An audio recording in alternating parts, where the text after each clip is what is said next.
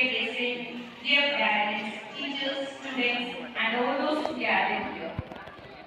A pleasant morning to all. Let us welcome the new academic year with new energies and new hopes. Let us learn and experience new things, Lord Almighty, with prayer.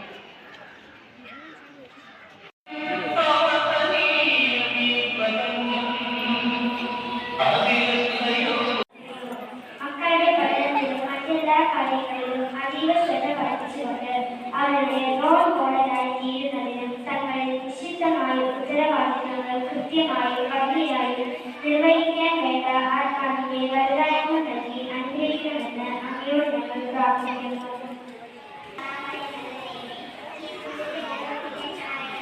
Hearty welcome is the sweetest of all things in life. A smile that radiates out to all the people around makes everyone happy. May I request our manager, Reverend Sister Amy, to deliver welcome speech.